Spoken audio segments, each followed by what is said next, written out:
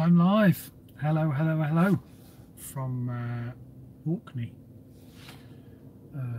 opposite the Lidl's and opposite the Tesco, and yeah, that's a Rapid.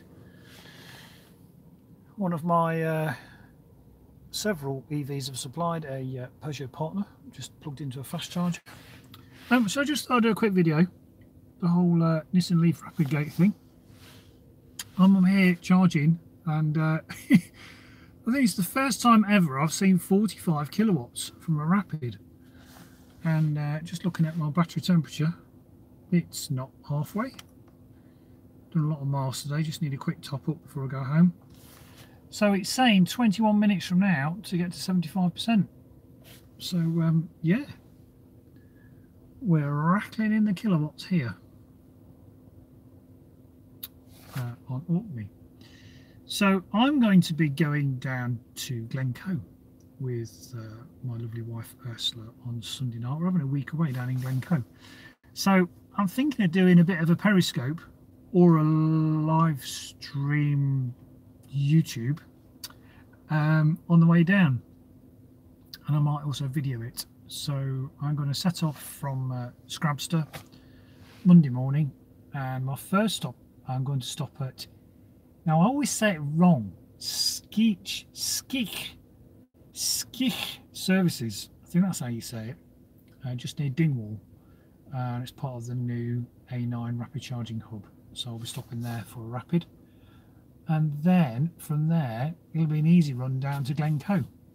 But we're going to stop in Fort William for a Rapid. And then I think we're like 5 miles from our hotel. So a nice easy trip tomorrow from Orkney down to Glencoe.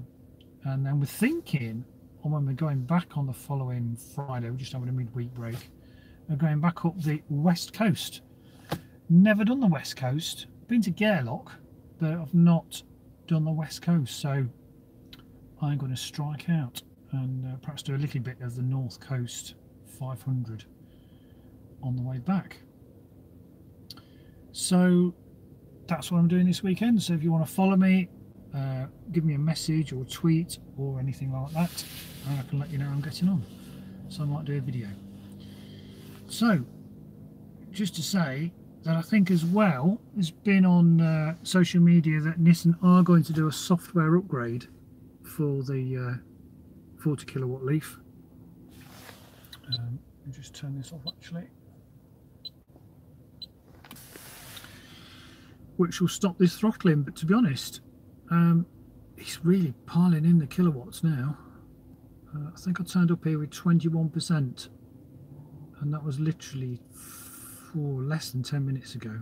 So it's fairly forcing the kilowatts in, which is great. Yeah. So there we go. Just a quickie, just to say that. I still love the Leaf. A lot of people think I want to get rid of the Leaf, but it's just a great car. I love the Pro Pilot and all the other little toys that are with it. Anyway, so I'm not going to sit here waffling on. I will sign off if no one's got any questions or any words of wisdom for me, and I'll catch you over the next few days when I'm making my way down to Glencoe from the EV capital of the Northern Isles. I won't say Scotland because Dundee's catching us up.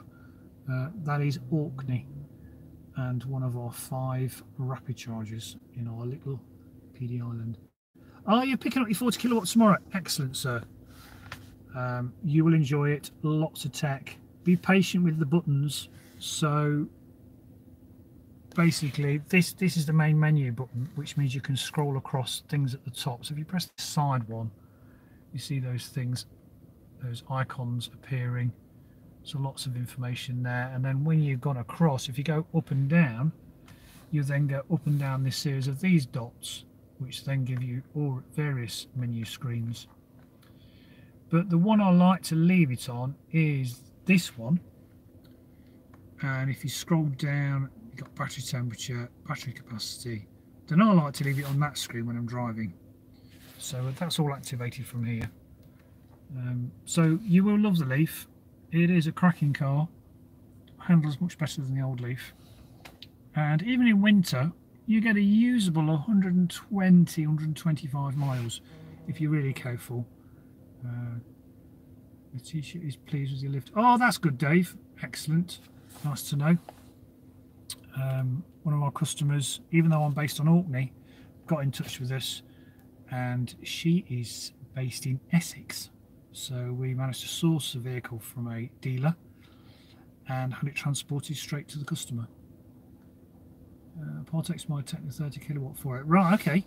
Well, you'll see quite a difference. The layout is very different in the 40 over the 30. Obviously, there's a load of familiar things. The e-pedal is amazing. You will love the e-pedal. For those of us that have driven EVs, to have that extra regen. But I have to say, the e-pedal, I'll show you the e-pedal while I'm at it, which is this button here, which you can turn off and on. So there is it highlighting there, and that's what it turned off. The e-pedal is great for town work, and controlling the speed of the car with just your right foot is absolutely fantastic. But I have to say, on long trips, the ideal maximum range in any EV is to let it drift or coast as much as possible. So when I'm driving this down to Glencoe on a Monday morning, I will turn the e-pedal off. So when I'm going down the A9, I want the car to roll as much as possible without any resistance.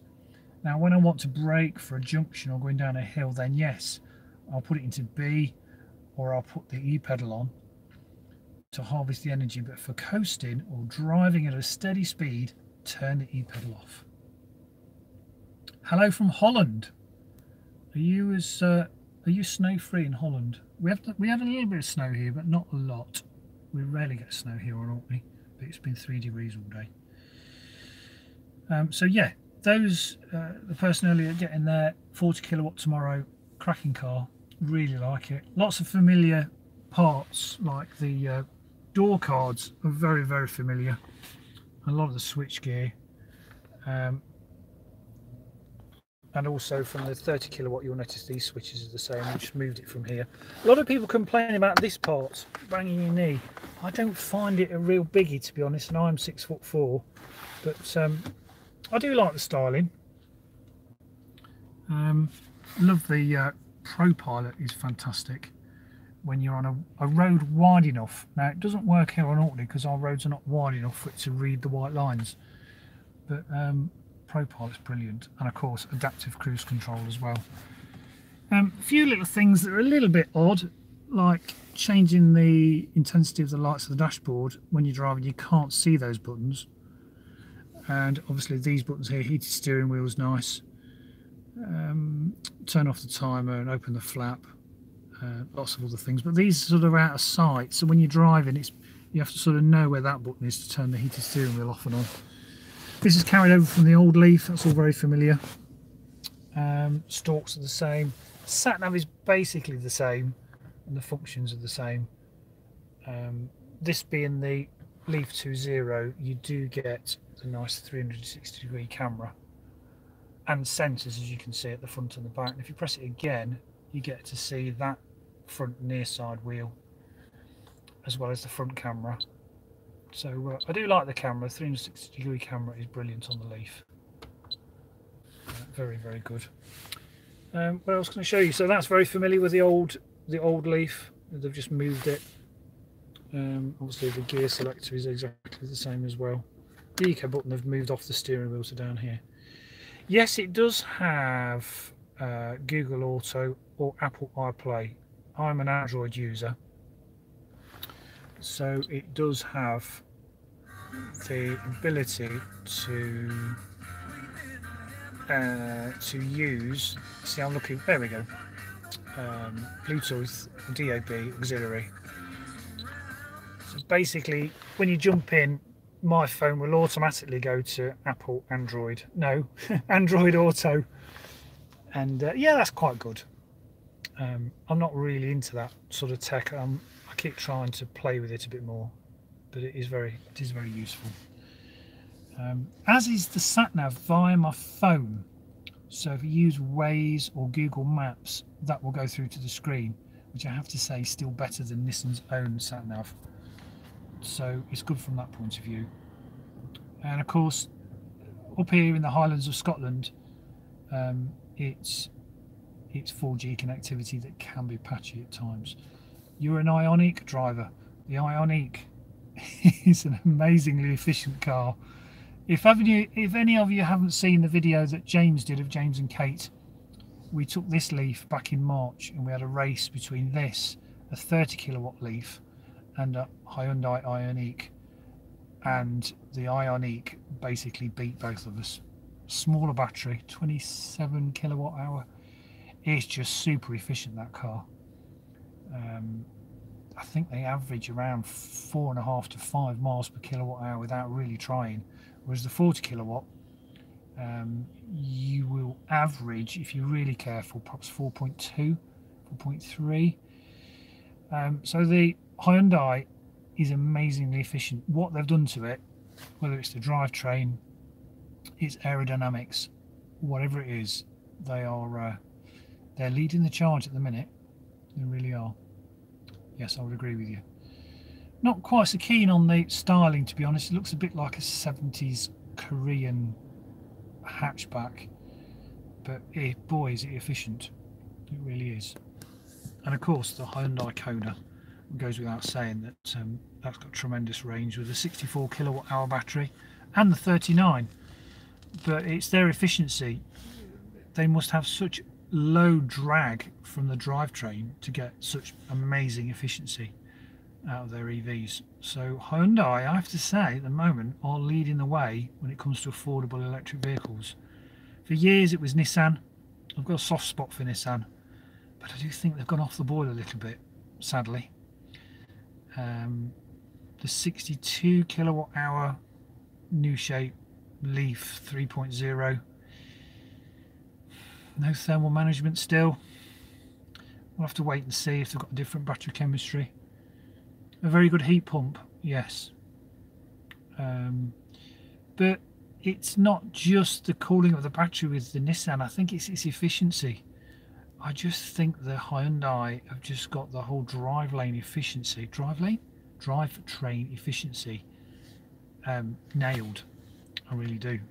And I think it's a combination of aero, good thermal management of the battery pack, and less drag within the drivetrain unit itself that makes the Hyundai at the moment leading the field when it comes to affordable, sort of mid-range priced EVs, you know, next to Tesla. Obviously Tesla are for those that have got very deep pockets, but as regards sort of affordable, you know, around the £30,000 mark. Now I know there'll be a lot of people saying, well, £30,000 is a huge amount to pay for a car, but in the relative scheme of things, when you're looking at other internal combustion engine cars fully loaded, it's not far off. So and those costs for EVs with that sort of range is only going to fall, as in the case of Volkswagen with their ID range next year, or probably 2020. They will be, if they pitched that new Volkswagen Golf size vehicle to around £25,000 with around 250 to 260, 70, perhaps 300 mile range, boy, they will sell like hotcakes. So we are in interesting times. Yeah, I do follow Bjorn. Strange, interesting character. He's got a massive following. I do like the way he efficiently runs things. Oh, I see, here we have that Mitsubishi Outlander coming for a rapid. He's now staring at me. Oh boy. I'll tell you what, let's get rid of the privacy thing. I'm just popping over to see. He's just turned up. Oh, he said the signs blocked him out. He's turned up for a rapid. Answers on a postcard, please, as to why he's on a rapid. He's probably going to ask me when I'm going to finish. Yeah. I will be, sir, yes. Okay. Okay. You see, I don't get that. He's got a plug-in hybrid electric vehicle and he's here for some free electrons. Don't get me started. Well, he can. Well, yeah, but it's only type 1. so he can't use the AC charger. You can use a fast, but you know, what is all that about? He's driving around in probably a £30,000 car and he's here for some free electrons. He doesn't need a charge. I'm not going to start having a rapid rant. You know. And that's the other good thing, whilst we're talking about it, charging. These at the moment are free. There is no cost to us, the consumer. Obviously there is a cost to the local council. But from April, they're going to introduce a fee, which I welcome, because it will stop the likes of plug-in hybrid owners just pulling up for a cheeky charge. So like anything, like when you pull up to the motorway services, it's good that you now have to pay for your electricity. It won't always be free. It's been a good introduction and a good carrot for people to consider EVs, but it can't be sustainable and isn't sustainable. And so introducing a fee for using a rapid chargers is a good thing. I welcome it, because it stops plug-in hybrid owners grabbing free electrons and hogging the chargers when pure EVs are desperate for a charge. There you go. Enough of that is said on internet. I'm not against plug-in hybrids. I like the Outlander. It's a cracking car for, you know, 25, 26 mile on EV. Then yes, ideal for the run to the school or the supermarket, and for occasional short trips they're ideal for those people that want a proper off-road 4x4 to do hundreds of miles. So it does have its place. It's a cracking car. I've sold lots of them. I do like driving them, but they shouldn't really be hogging rapids. Not from the Chademo. From the Chademo they will pull around 40 kilowatts, but that will soon tail off after about 10 minutes, and they can only pull 3.3 kilowatts AC from a fast charger. So no, they haven't got 7 kilowatt onboard charging. With such a small battery, it's not really necessary, to be honest. But yeah, I mean, if it's available, then rapid charge. But you know, if your pure EV comes up and he's desperate, move off the rapid charger. Now I know a lot of EV owners, plug-in hybrid EV owners, do that. But it's sometimes people just feel that they got there first and you just have to wait, even though they've got a petrol tank. I wasn't going to talk about it and rabbit on, but I am doing. I will stop. Right, let's just have a quick look at the old scoreboard. Oh, they're gritting. So here we go. It's now come down from 45 kilowatts to 31. I should stop here another 5 minutes.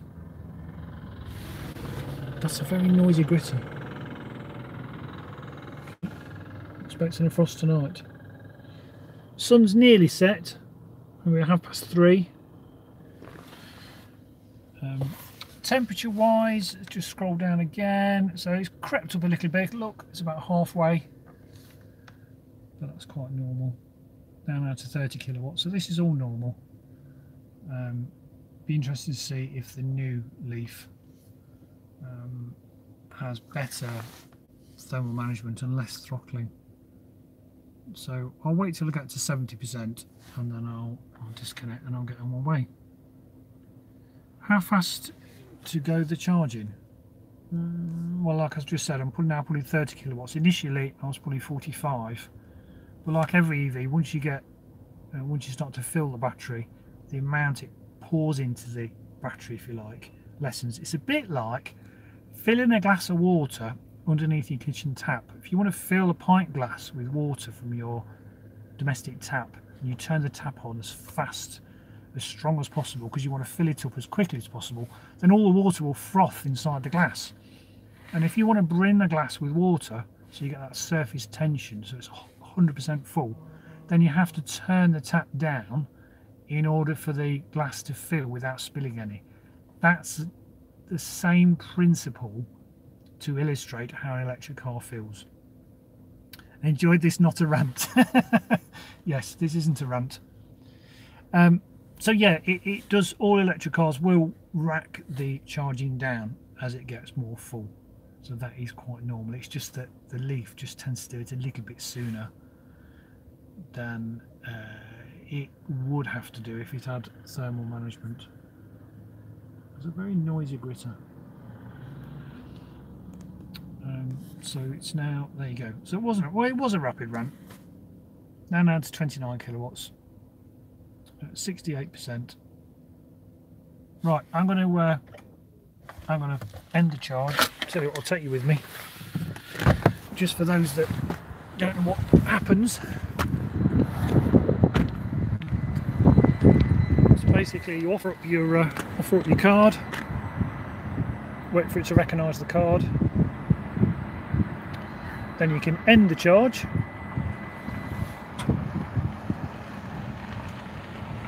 And it says charge ended by user. Thinks about it. There we go, charge ended by user. I've taken on in 30 minutes, I took on 20 kilowatts, up to 68%. And it's just a matter of disconnecting.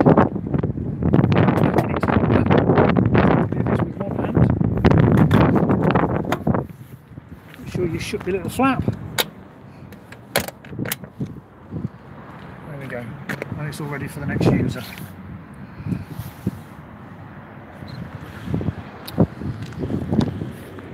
So for the brake.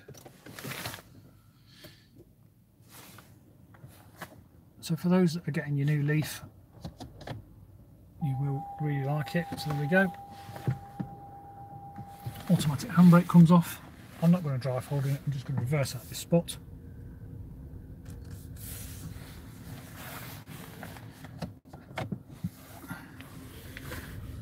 There we go. So